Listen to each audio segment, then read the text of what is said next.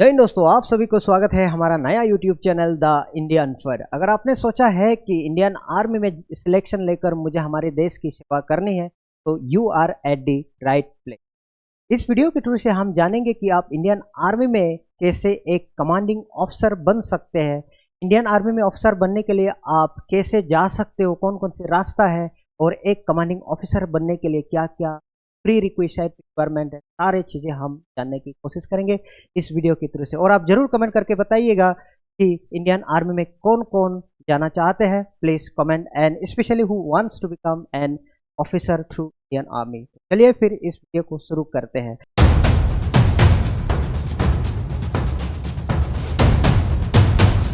तो सबसे पहले हम जानने की कोशिश करेंगे कि कमांडिंग ऑफिसर कौन होते हैं। Who is the commanding officer? is the commanding officer. Commanding officer is the head of the unit. जहां पर भी एक यूनिट पोस्टेड होंगे, जितने भी जवान होंगे, जितने भी जवान्स होंगे, उनका हेड रहेंगे। Okay, so he is the head. So एक commanding officer is the head of the unit. तो उनका क्या रोल रहता है? What is the role of the commanding officer? Basically responsible for leading, यानी जितने उनके साथ सिपाही होंगे, उनके पास जितने जूनियर रैंक के ऑफिसर होंगे, तो सबको उनका काम है लीड करना, सबको एक रास्ते में चलाना, राइट, लीड करना।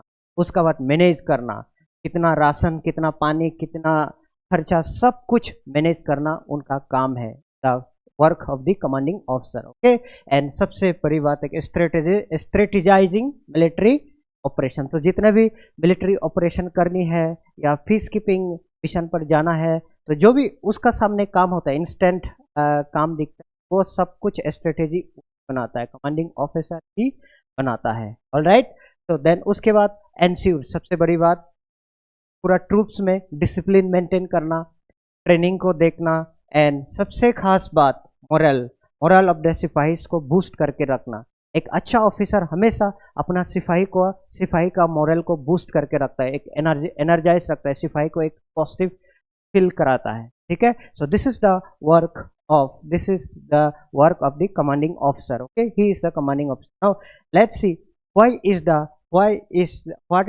the role of commanding officer very important? क्यों उसका रोल important होता है? ठीक है, तो SEO plays a crucial role in the national security. हमारे देश का जो इंटरनल सिक्योरिटी है उसके लिए बहुत ज़्यादा बढ़िया रोल होते हैं एक कमांडिंग ऑफिसर का, बिकॉज ही नोस, उनको पता है कि कब कॉम्बैट करना है, किस टाइम पर प्लान करके किसी भी ऑपरेशन को करना है।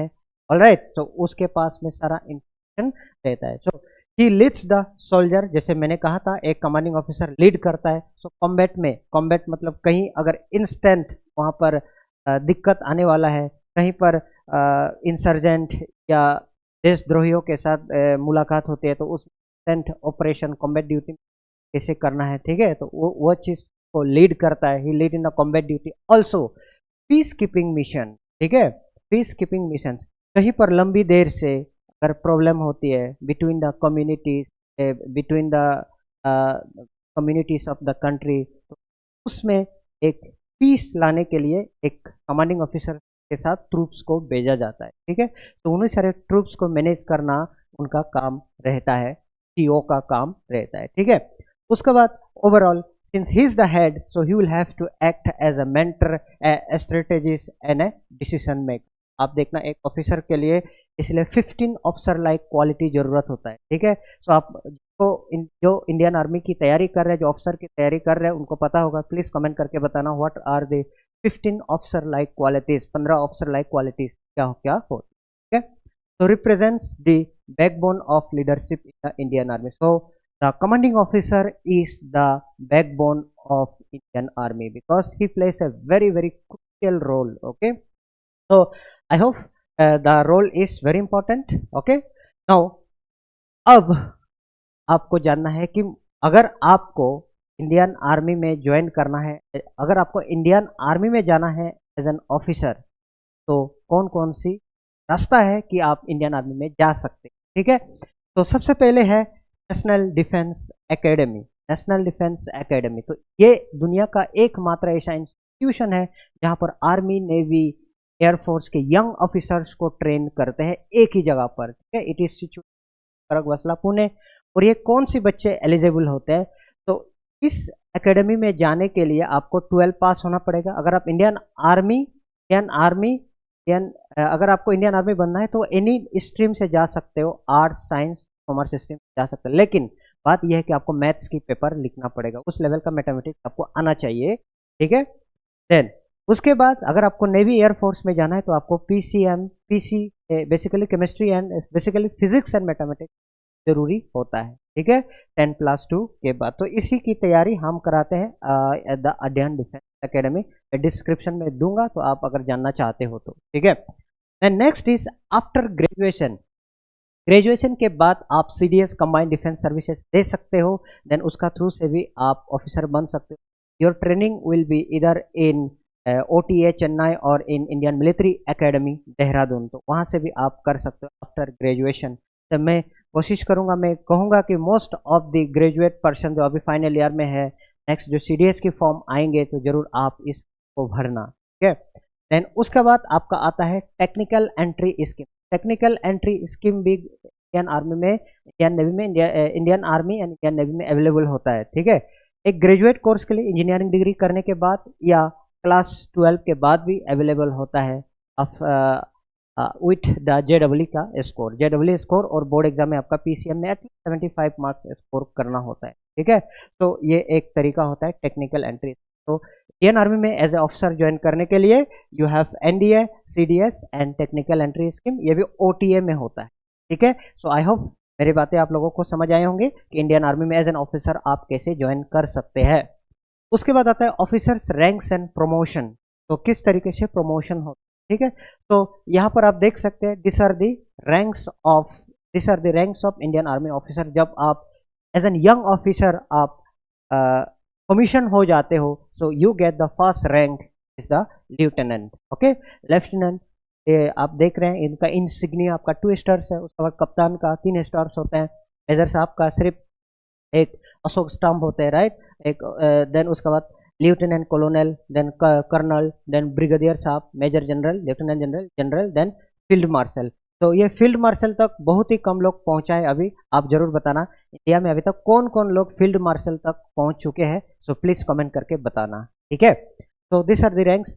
तो करियर प्रोग्रेशन के लिए अगर देखें अपन, तो लेफ्टिनेंट आपका 2 इयर्स मिनिमम, कैप्टन 4 साल, मेजर आपका 6 साल, देन लेफ्टिनेंट कर्नल आपका 13 साल। इसके बाद ही आप एलिजिबल हो जाते हैं to become a commanding officer, okay, to become a CO, that is colonel. इसी रैंक से आप एक कमांडिंग ऑफिसर बन सकते हैं, colonel, okay, 2 star and 1 okay. तो यहाँ पर देखिए colonel minimum 15 to 18 years of service होना चाहिए आपका, so eligible to be a commanding officer. सिर्फ सर्विस होने से नहीं होगा, उसके साथ साथ आपका एक्सपीरियंस भी अच्छा होना, ठीक है। यानी थ्रू आउट द जर्नी आपका परफॉर्मेंस कैसा रहा, आपका एक्सपीरियंस कैसा रहा, और कोर्सेज एंड क्वालिफिकेशन कौन कौन सी कोर्सेज करना होता है to become a commanding officer, वो सारी चीज़ें आपको जानना, ठीक है। सो उसको भी मैं समझा देता हूँ। सो कैसे पहचानते हैं एक कर्नल साहब को? तो कर्नल साहब को पहचानने के लिए 2 star and Ashok Stambh, okay, so you should know. तो नेक्स्ट हम जानेंगे crucial exams and training for a CO रोल। तो CO बनने के लिए आपको कौन कौन सी कोर्सेज करना पड़ेगा, ठीक है। सो आपको करना होगा junior command JC course, okay, उसके बाद defence services staff college, then higher command course, then उसके बाद नेशनल डिफेंस कॉलेज NDC, ये सारे कोर्स कंप्लीट करोगे, ठीक है, तब जाके आप एज ए CO रोल में जा सकते हो, ठीक है ना। सो मिनिमम एज आपको कितना चाहिए वो भी बता दिया मैंने। उसके साथ साथ minimum age criteria, minimum service criteria को फुलफिल करने के बाद भी ये सारे क्राइटेरिया एक CO होने के लिए उनको ये फुलफिल करना पड़ेगा, ठीक है। तो नेक्स्ट आपका आता है कि gaining experience and leadership quality. So COs को कैसे सिलेक्शन किया जाता है, राइट।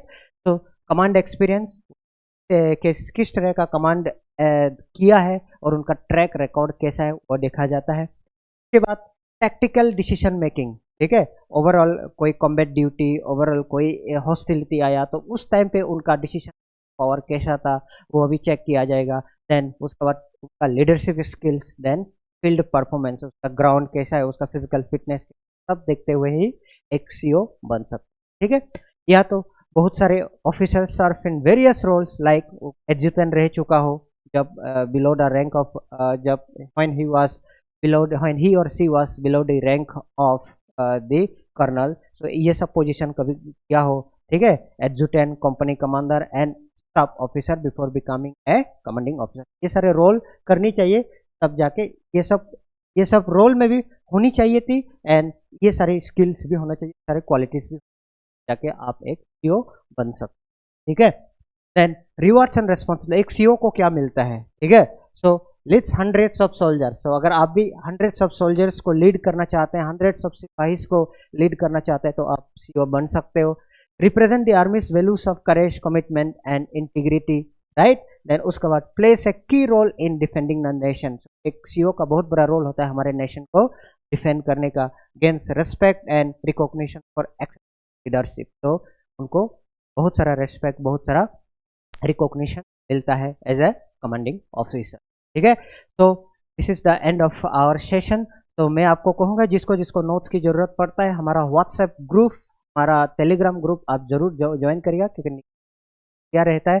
तो इतना कहने के बाद मैं आप लोगों से विदाई लेना चाहता हूँ. जय हिंद.